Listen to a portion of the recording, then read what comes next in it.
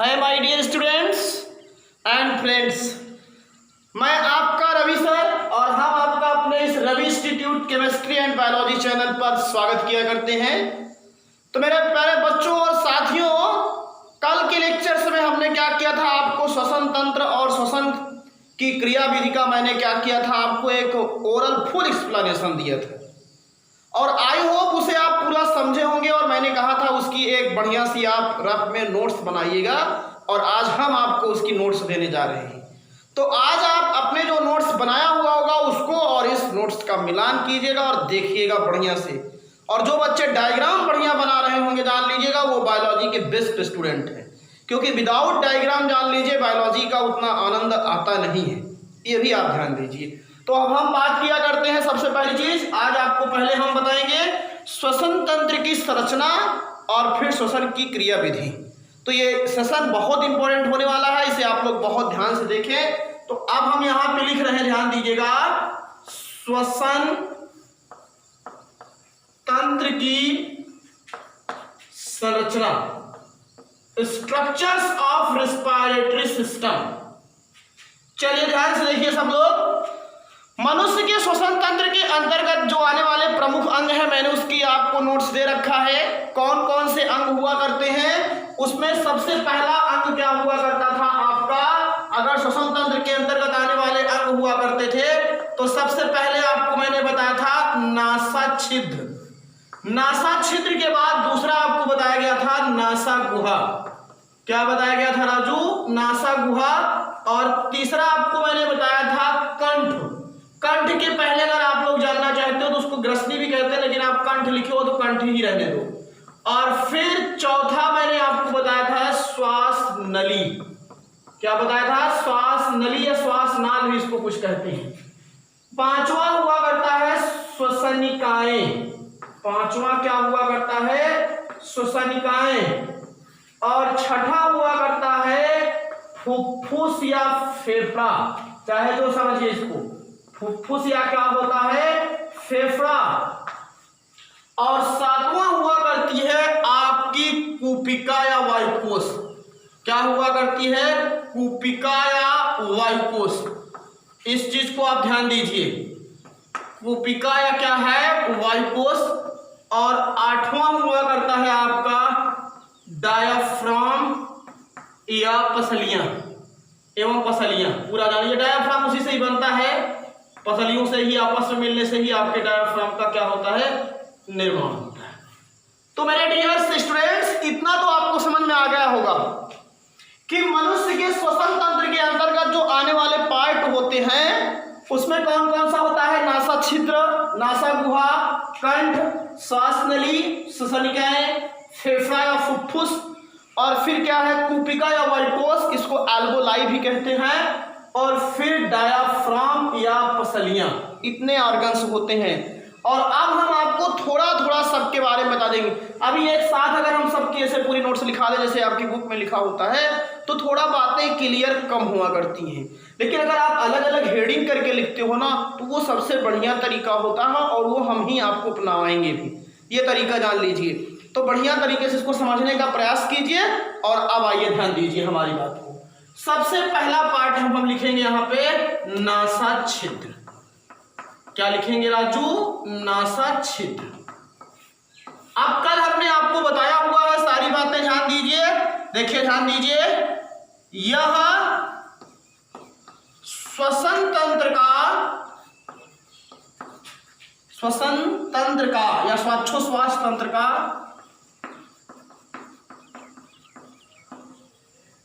प्रारंभिक या इनिशियल, या ध्यान दीजिएगा, यह श्वसन तंत्र का क्या हुआ करता है?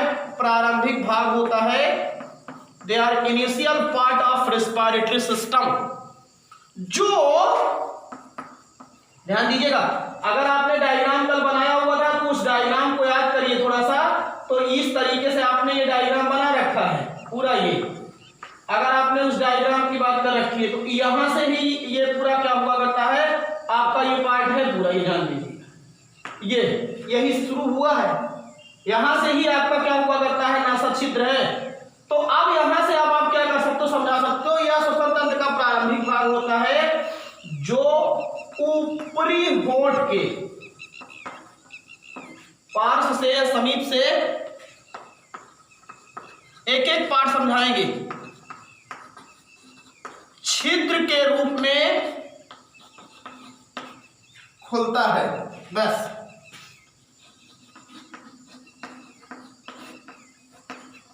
छिद्र के रूप में क्या होता है? खुलता है। दूसरा पार्ट है नासा गुहा, नोजल कैविटी। ये तो आपकी जो हो जाती है, ये नासा छिद्र थी। अब यहां से देखिए, मैंने ऐसे बनाया था आपको एक डायग्राम। ये जो भाग हुआ करता है, ये घुमावदार, आप डायग्राम बनाए उसमें देखे होंगे। अब आज हम ऐसे ही रफली डायग्राम बना रहे हैं। यहां से देखिए, नासा छिद्र आगे चल करके क्या हुआ करती है, एक घुमावदार हड्डियों से बने हुए भाग का निर्माण करती है। उसी को नासा गुहा कहते हैं। ये भाग क्या कहलाता है? आपका नासा गुहा कहलाता है। और एक बात बताया था, किसी नासा गुहा में श्लेष्मिक तरल पदार्थ उपस्थित होता है और क्या हुआ करते हैं? रोए पाए जाते हैं, जो शरीर के तापमान के बराबर वायु के तापमान को बराबर करते हैं। और रोए में ही धूल के कण एवं वायु जो धूल के कण होते हैं वो उलझ जाते हैं। तो फिर आप नासा गुहा के बारे में क्या लिखेंगे? ऐसे एक एक दूसरे को जोड़ते जाइए, अपने आप बन जाएगा। नासा छिद्र आगे चलकर बढ़ जाएगा, थोड़ा प्रोसीड करेगा। घुमावदार या टर्बाइनल इसको इंग्लिश में कहते हैं। घुमावदार अस्थियों एवं रोए से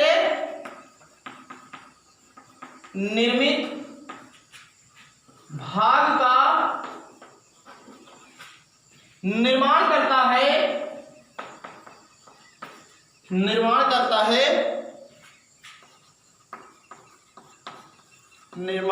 है जिसे नासा गुहा कहते हैं या नोजल कैविटी कहते हैं, जिसे नासा गुहा कहते हैं। यही नासा छिद्र आगे चलेगा और आगे बढ़ करके घुमावदार अस्थियों से बना हुआ भाग का निर्माण करता है। या कैसे होता है? रोए से, रोएदार भी होता है। ये घुमावदार अस्थियों एवं रोए से निर्मित भाग का निर्माण करता है, जिसे नासा गुहा कहते हैं। इस स्थान पर मैंने बताया था एक लसलसा म्यूसिलेज पदार्थ निकलता, जब आपको कभी जुकाम हुआ करती है, देखिए उस लिक्विड मटेरियल की मात्रा बढ़ जाती है। इस स्थान पर श्लेष्मिक लसलसा म्यूसिलेज श्लेष्मिक पदार्थ का स्रावन होता है।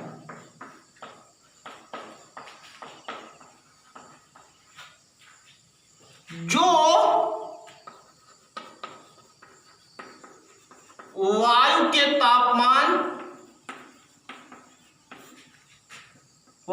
तापमान नियमन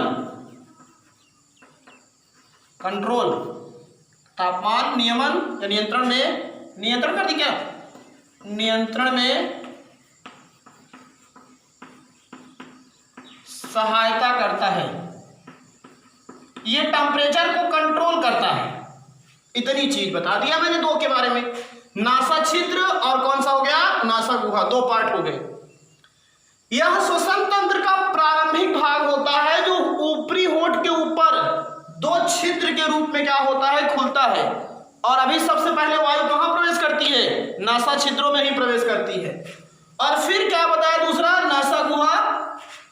नासा छिद्र आगे चलकर, जब यही देखिए ये नासा छिद्र है आपका, ये आपका क्या है? नासा छिद्र है।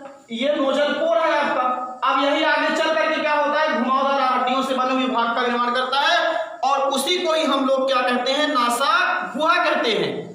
और इसी स्थान पर क्या होता है? श्लेष्मिक या तरल पदार्थों का स्रावन होता है। और जो वायु के तापमान नियंत्रण में क्या किया करता है? सहायता करता है। और आपको बताया था कि रोए में जो धूल के कण होते हैं वो उलझ जाते हैं, जिससे वायु जो होती है प्यूरिफायर हो जाती है। और यही कारण है कि मनुष्य को मुख से सांस नहीं लेना चाहिए। किससे सांस लेना चाहिए? नाक से सांस लेना चाहिए। काफी ऐसे भी जान लीजिए बंदे होते हैं जो मुख से सांस लेते हैं, ऐसे करके जान लीजिए हाँफते हैं। ये गड़बड़ काम है, जान लीजिए।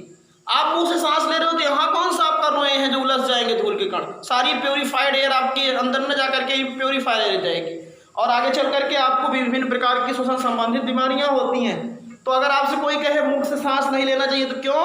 क्योंकि मुख से क्या होगा, सांस लेना आपके लिए हानिकारक है। नाक से सांस लेंगे तो नाक में रोए हैं वो धूल के कण उसमें उलझ जाएंगे और श्लेष्मिक पदार्थ है जिसके कारण वायु का तापमान शरीर के तापमान के बराबर हो जाता है। तो एकदम सीधी सी बात है, जिस अंग का जो कार्य है उसी से कीजिए।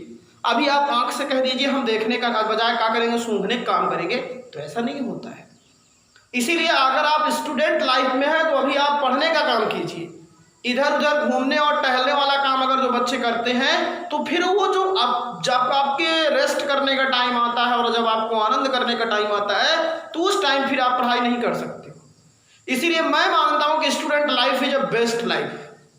विद्यार्थी जीवन सबसे अच्छा जीवन होता है जिसमें केवल एक व्यक्ति के जीवन में आपका टारगेट होता है, केवल विद्या को ग्रहण करना।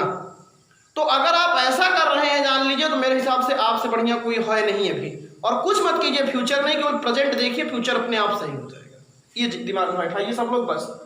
तो चलिए बच्चों आगे, अब ये 2 पार्ट तो आपको समझ में आ गए। अब इसके बाद हम बात करेंगे तीसरे पार्ट की, और हमारा तीसरा पार्ट क्या हुआ करता है, कंठ। एक एक आपको विधिवत समझाएंगे और जब तक आप समझ में नहीं आ जाएगा तब तक आपको जान लीजिए छोड़ेंगे नहीं। ये हमारा पूरा जान लीजिए गोल होता है, ये हमारा डिसीजन होता है।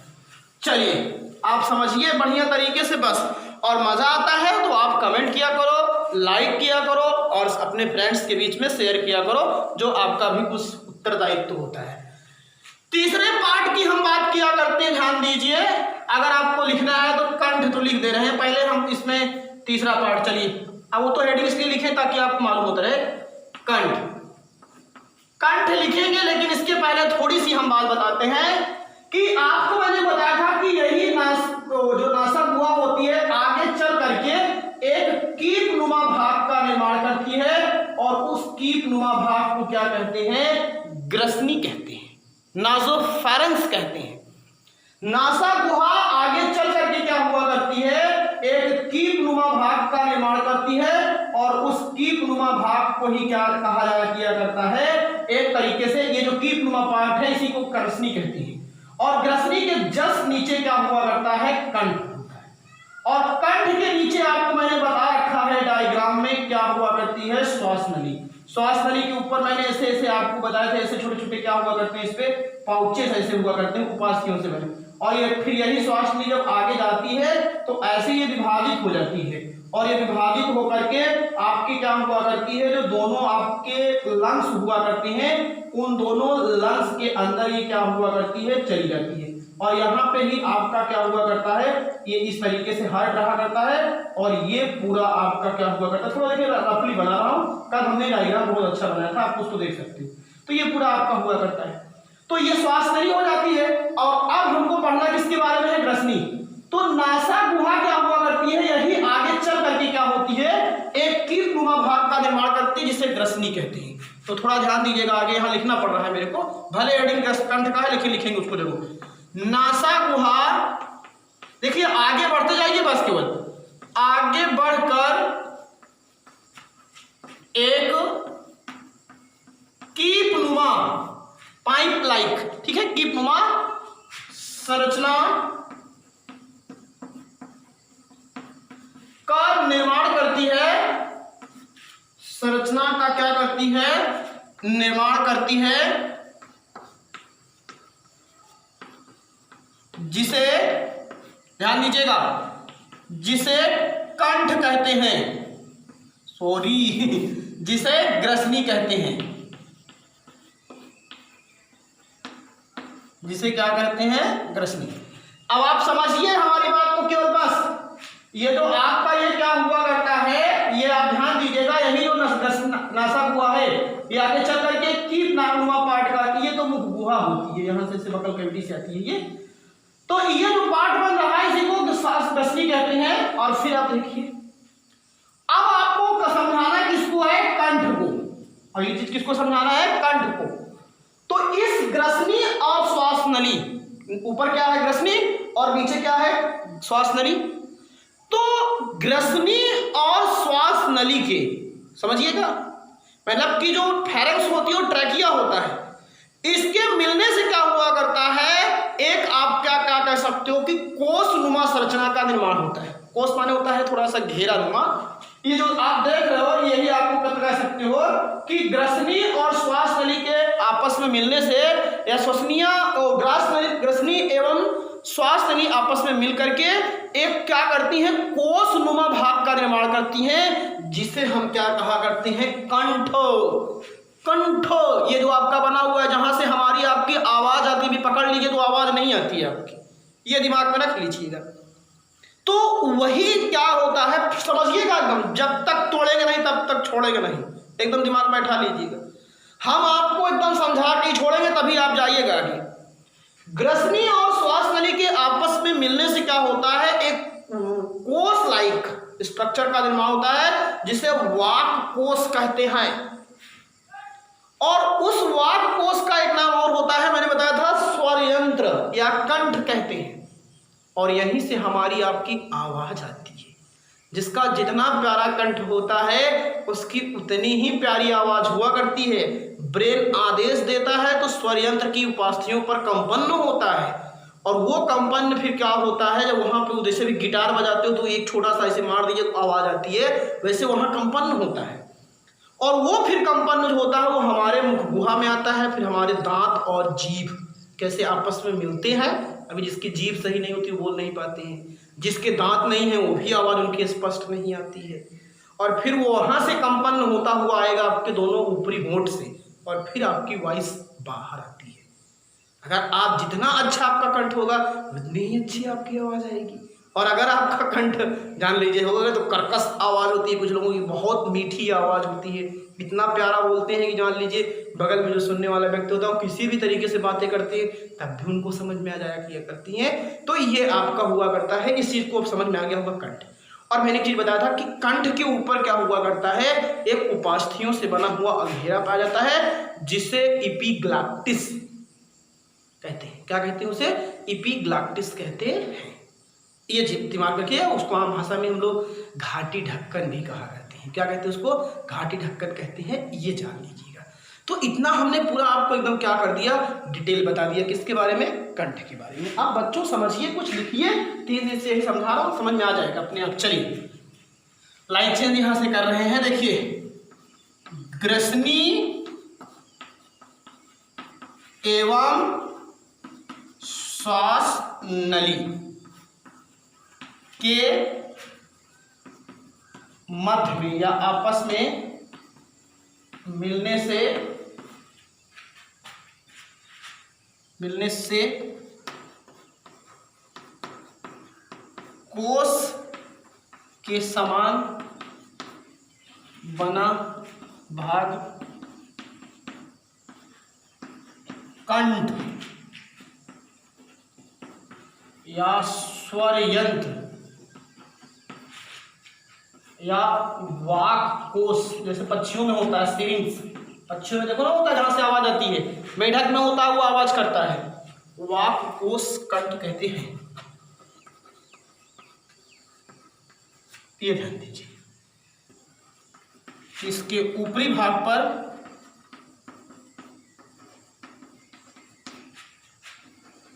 घाटी ढक्कन, अब उसमें दिख नहीं रहा है, पाया जाता है। तीसरा पार्ट हमने बता दिया। नासा गुहा आगे बढ़कर के कीप नुमा स्ट्रक्चर का निर्माण करती है, जिसे ग्रसनी कहते हैं। ये हो गई आपकी ग्रसनी। और ग्रसनी और नीचे क्या है, श्वास नली। ग्रसनी और श्वास नली के आपस में मिलने से क्या हुआ करता है, एक कोष, समझ गए, जैसे ढोल के अंदर स्थान होता है तो कोष के समान क्या होता है, एक भाग बनता है, बना भाग कंठ स्वर यंत्र या वाक कोष कहते हैं या कहलाता है। इसके ऊपरी भाग पर क्या हुआ करता है, घाटी ढक्कन पाया जाता है। तो ये रहा आपका तीसरा पार्ट भाग पर। तो सेंटेंस आप मिला लिया करो थोड़ा सा। तो 3 पार्ट हो गए। पहला कौन सा हुआ, नासा छिद्र, दूसरा नासा गुहा, और तीसरा क्या हुआ, कंठ। अब हम बात करेंगे किसकी, श्वास नली की। तो एकदम बढ़िया से समझिए इसको, कोई दिक्कत नहीं होगी। आप डांस करते रहिए और इसको समझते रहिए। चलिए फ्रेश कर रहा हूं बाबू। तुम अगर साथ देने का वादा करो, मैं यूं ही मस्त मगन में उठाता रहूं।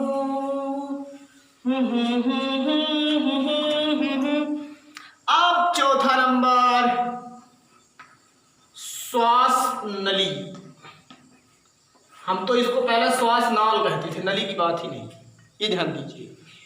अब आप सीधा कह सकते हो कि मनुष्य की उदर गुहा में ग्रास नली के समीप, या कह सकते हो कंठ के नीचे, क्योंकि बगल में इसके दो यहाँ नली होती हैं, एक ग्रास नली होती है, एक श्वास नली होती है।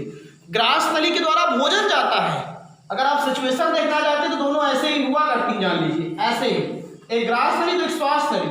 ग्रास नली के द्वारा भोजन जाता है, श्वास नली के द्वारा एयर जाती है, और इन दोनों के बीच में वही जो मैं कहा था वाल्व होता है। और इसीलिए कभी कभी जैसे आप खाते समय बोलना चाहते हैं तो ये वाल्व खुल जाता है और नाक से भोजन के कण बाहर आ जाते हैं। इसीलिए जो बुजुर्ग लोग होते हैं वो कहते हैं कि खाना खाते समय बोलना नहीं चाहिए, कि तो खाने खा लो कि तो चिल्ला ही लो। एक काम करो तो कहोगे क्या हुआ, तो कहेंगे कि नहीं मारेंगे भी। तो आपको हम बता रहे हैं, यहाँ पे ध्यान दीजिएगा, हमारी बात को पूरी एकदम समझने का प्रयास करें बस केवल। चलिए,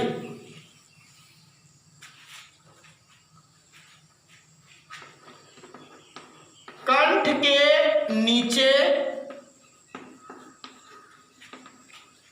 स्थित लगभग 12 सेंटीमीटर लंबी एवं 2.5 सेंटीमीटर व्यास की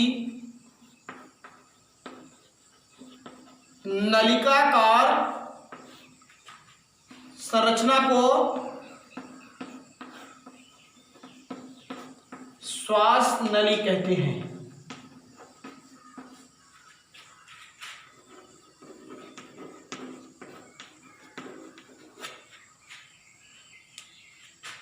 जो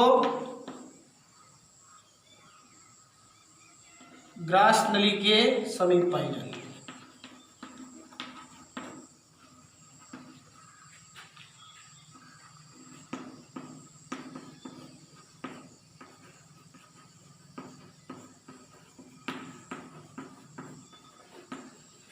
कितने जलवे फिजाओं में बिखरे, मगर कंठ के नीचे स्थित लगभग 12 सेंटीमीटर लंबी एवं 2.5 सेंटीमीटर व्यास की एक नलिकाकार संरचना होती है, और उसी नलिकाकार संरचना को क्या कहते हैं, आप बताइए क्या कहते हैं? श्वास नली कहते हैं।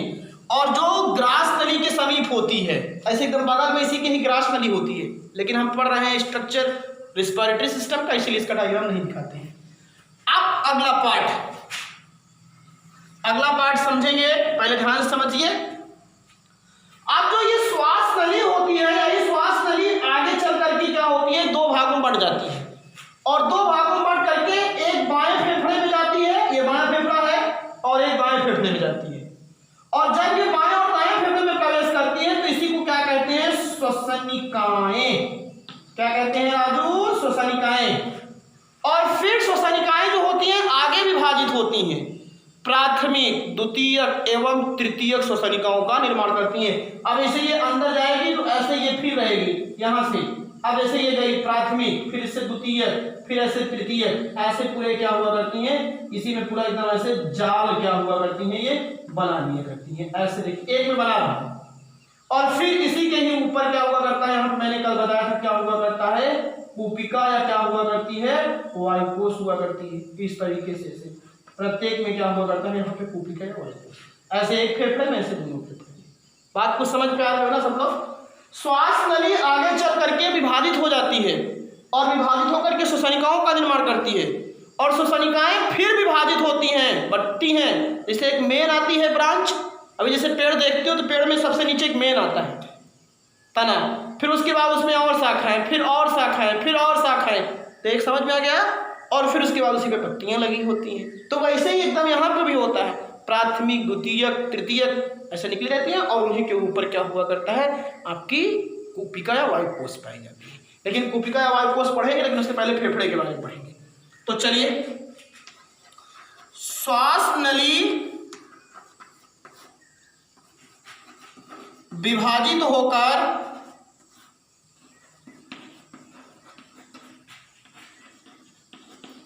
श्वसनिकाओं का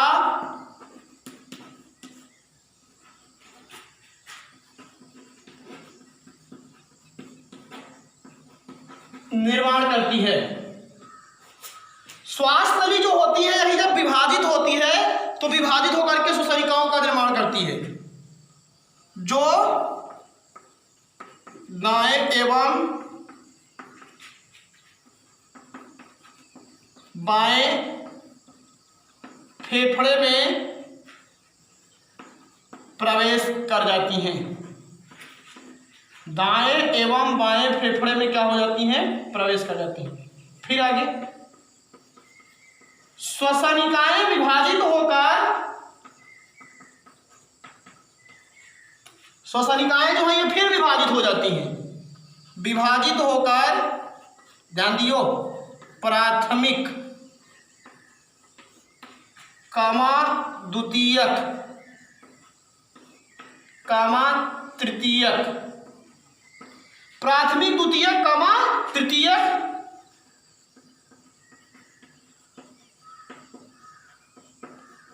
श्वसनिकाओं का निर्माण करती है। ये हो गया। श्वास नली ही यही आगे चलती है और विभाजित हो जाती है, और विभाजित होकर के क्या हो जाती है, जो दाएं एवं बाएं फेफड़े में प्रवेश कर जाती है, और श्वसनिकाएं फिर से विभाजित होती हैं, और श्वसनिकाएं फिर से विभाजित होकर के क्या हुआ करती हैं, ये दाएं प्राथमिक ब्लैक पेन से द्वितीयक एवं तृतीयक श्वसनिकाओं का क्या करती हैं, निर्माण करती हैं। तो इस तरीके से हमने नासा छिद्र बता दिया, नासा गुहा, कंठ, श्वास नली, श्वसनिकाएं। अब देखिए, आप एक एक पढ़ रहे हो तो आपको पढ़ने में कोई प्रॉब्लम नहीं, और अभी हम पूरा इसी को एक एक्सप्लेनेशन के रूप में बता देते जैसे किताबों में दिया गया है, तो आपको बातें आती तो समझ में, लेकिन उतना अच्छा जो कहते हो बेस्ट, उतना अच्छा नहीं माना जा सकता, उसको पैरा के रूप में लिखना। अब फिर आइए अगला, अब हम बात करेंगे जो सबसे महत्वपूर्ण अंग है, वो है आपका क्या, फेफड़ा। अभी 3 ऑर्गन्स के बारे में बचा हुआ है, तीनों ऑर्गन के बारे में हम आपको बताएंगे। अभी आप पहले विधिवत तरीके से इसको पढ़िए और पूरा कोर्स पहले इसको कंप्लीट करवाइए, और जब पूरा कोर्स कंप्लीट हो जाएगा तब फिर आपको हम, जब एग्जामिनेशन नज़दीक आएंगे तब फिर आपको हम विधिवत तरीके से इसकी रिवीजन कराएंगे, तब आपके लिए बहुत अच्छा आएगा। अब फिर देखिए अगला है तुम 6 नंबर, ये थोड़ा इंपॉर्टेंट है, इसका नाम है फुफ्फुस, फुफ्फुस या फेफड़ा या लंग्स। लंग्स माने फेफड़ा होता है। चलिए आइए ध्यान दीजिए, विधिवत तरीके से समझिए और मजा कीजिए यहाँ पे। चलिए ध्यान दीजिए, यही है लंग्स। यहां से देखिए, मैं बता रहा हूं, सुनिए। मनुष्य की वक्ष गुहा में, वक्ष गुहा सीना में 2 हल्के गुलाबी रंग के कोमल स्पंजी फेफड़े पाए जाते हैं, जो मनुष्य का प्रमुख श्वसन अंग होते हैं। समझ में आया? और फेफड़े के चारों तरफ एक दोहरी परत पाई जाती है। उसी दोहरी परत को मैंने कल बताया था, क्या कहा करते थे, प्लूरल परत या फुफ्फुस वर्णी परत। फुफ्फुस वर्णी मतलब, फुफ्फुस माने फेफड़ा, वर्णी माने आवरण, और परत माने घेरा, सतह, इंग्लिश में लेयर, मेम्ब्रेन्स। तो ये इसके चारों तरफ पाई जाने वाली दोहरी परत हो, जैसे आपकी स्किन है। अगर स्किन नहीं देखिए कैसे दिखता है आपको, तो वैसे इसके चारों तरफ एक लेयर होती है, उसको प्लूरल परत कहते हैं। और दोनों परतों के बीच में जो स्थान होता है उसको मैंने कल बताया था, क्या कहते हैं, प्लूरल गुहा कहते हैं, मालूम। और इसी दोनों परतों के बीच में तरल द्रव होता है, उसका नाम मैंने बताया था, क्या कहा करते हैं उसको आप लोग, प्लूरल द्रव कहते हैं। और ये फेफड़े को नम रखता है और घर्षण से बचाने का काम करता है जब संकुचन और प्रकुंचन की क्रिया होती है। तो इतना चीज तो आपको फेफड़े के बारे में लिखना है। फिर से सुन लीजिए, मनुष्य का फेफड़ा या फेफड़े जो होते हैं दो वक्ष गुहा में क्या होते हैं, हल्के कोमल गुलाबी स्पंजी आपके होते हैं ये, और फेफड़े के चारों तरफ एक दोहरी परत पाई जाती है जिसको प्लूरल परत कहते हैं, और दोनों परतों के बीच में जो स्थान पाया जाता है उसको प्लूरल गुहा कहते हैं। और यहीं पे एक तरल पदार्थ होता है उसको प्लूरल द्रव कहते हैं, जो फेफड़े को नम रखता है, घर्षण से बचाने का कार्य करता है, और फेफड़ा मनुष्य का प्रमुख श्वसन अंग होता है। चलिए आइए इरेज कर दे रहा हूं, अब समझा दिया हुई। चलिए आइए थोड़ा इधर लिख देते हैं, अच्छा सा निक्का सा। चलिए ध्यान दीजिए भैया, तो मनुष्य की वक्ष गुहा में दो कोमल स्पंजी फेफड़े स्थित होते हैं। ये ध्यान दीजिए, फेफड़े मनुष्य का प्रमुख श्वसन अंग होते हैं। हो गया जी। फेफड़ों के चारों तरफ दोहरी परत को प्लूरल फुफ्फुस परत चाहे प्लूरल परत, प्लूरल परत कहते हैं।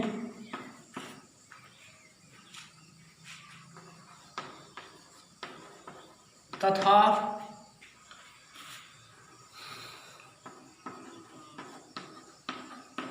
प्लूरल परत के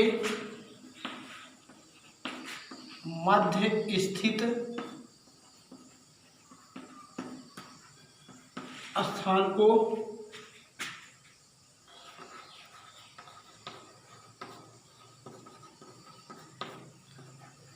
प्लूरल गुहा कहते हैं।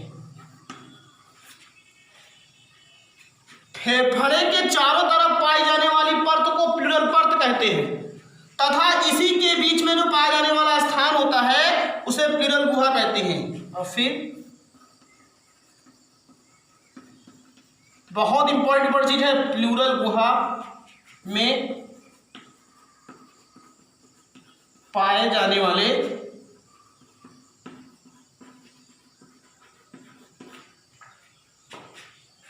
तरल पदार्थ को या तरल द्रव को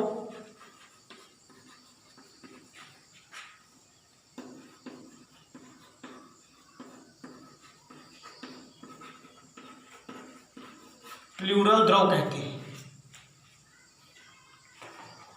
जो फेफड़े को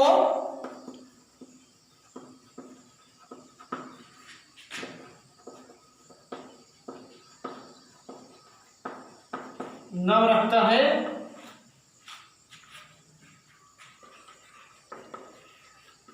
और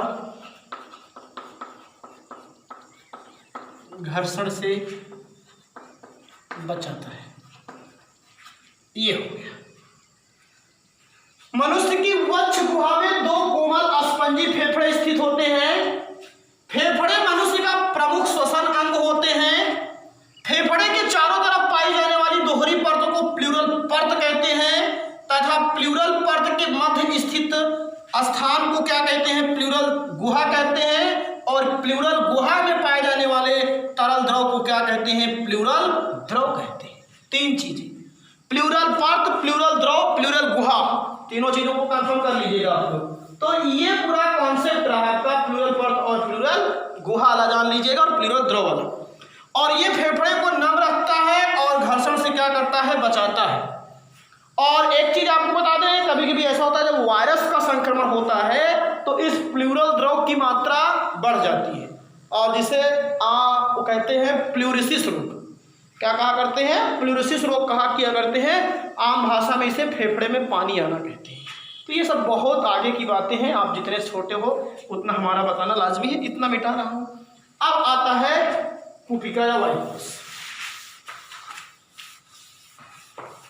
एकदम बढ़िया समझिए। देखिए फेफड़े के बारे में मैंने पूरा डिटेल दिया है आपको, कल आपको बताया था, उसको आप समझे होंगे, विधिवत लिखे भी होंगे, रफ में है, बेईमानी नहीं किए होंगे। तो ईमानदारी रखो, लाइफ में हमेशा सक्सेस रहोगे। चलिए 7 नंबर कूपिका वायुकोश।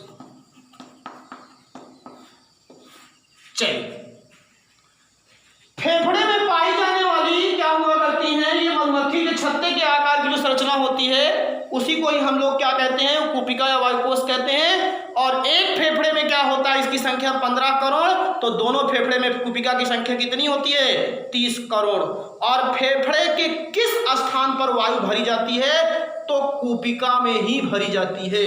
और कूपिका में ही गैसों का क्या होता है? आदान प्रदान होता है। यह भी ध्यान दीजिए, आप ऑक्सीजन गैस चली जाएगी, कार्बन डाइऑक्साइड वापस आ जाती है। तो आप ध्यान दीजिए, फेफड़ों में स्थित, आप कह सकते हो कि फेफड़ों में स्थित, लिख दे रहा हूं, लीजिए, मधुमक्खी के छत्ते के सदृश रचना को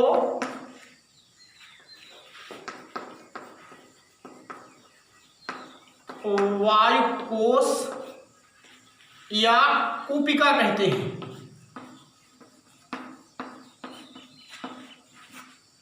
जहां पर वायु भरी जाती है।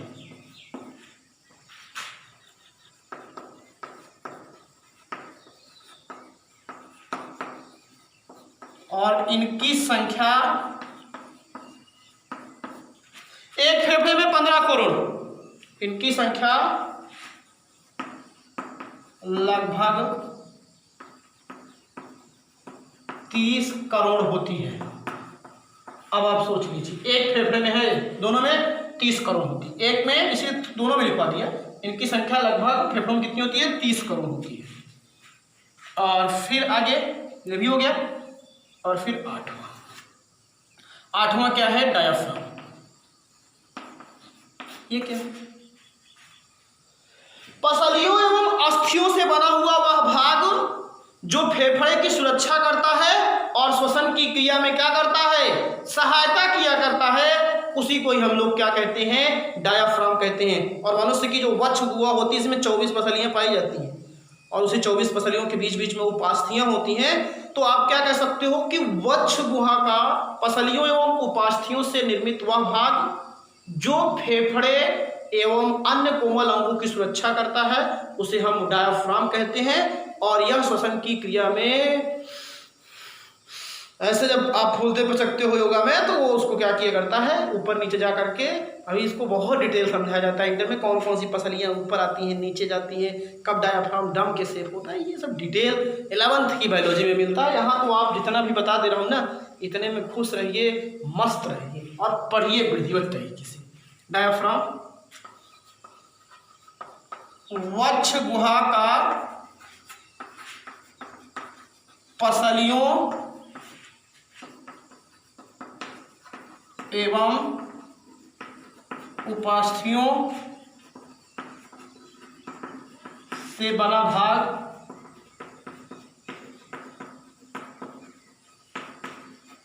डायाफ्राम कहलाता है। से बना भाग क्या कहलाता है? डायाफ्राम कहलाता है। जो, ध्यान दीजिएगा, वक्ष गुहा का पसलियों एवं उपास्थियों से बना हुआ भाग डायाफ्राम कहलाता है, जो क्या करता है? जो फेफड़े एवं अन्य कोमल अंगों की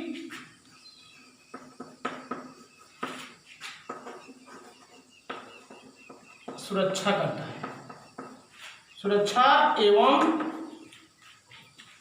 श्वसन की क्रिया में सहायता करता है।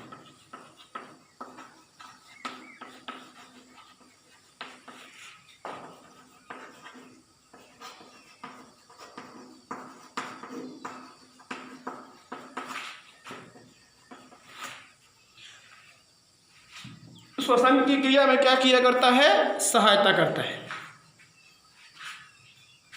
तो आपने यहां से पूरा आज देख लिया पूरा सेशन मेरा। मैंने पहले आपको नासा छिद्र के बारे में बताया, फिर नासा गुहा के बारे में, फिर कंठ के बारे में, फिर श्वास नली के बारे में, फिर श्वसनिकाओं के बारे में, फिर फुफ्फुस या फेफड़ा के बारे में, फिर आपको बताया गया कूपिका या वायुकोश के बारे में, और फिर डाया और फ्रॉम एवं पसलियों के बारे में। तो इस तरीके से आपको पूरा जान लीजिएगा। श्वसन तंत्र की संरचना आपको बता दिया। एग्जाम में आपसे आता है श्वसन तंत्र की संरचना बताइए और चित्र वर्णन कीजिए, तो आपको हेडिंग लगाना है जैसे लगाया था मैं, श्वसन तंत्र की संरचना, और लिखने के बाद तुरंत फिर उसके बाद आप बढ़िया उसका आप ये मैटर लिखिएगा और फिर डायग्राम बना दीजिएगा, तो अब आपको पूरा कंप्लीट नंबर मिल जाएगा। तो इस क्लास को आप ओपन कर क्लास यहीं पे क्लोज करते हैं, और आगे अब हम कल को श्वसन की क्रिया विधि बताएंगे। तो मज़े कीजिए, खुश रहो, मस्त रहो। थैंक यू, धन्यवाद।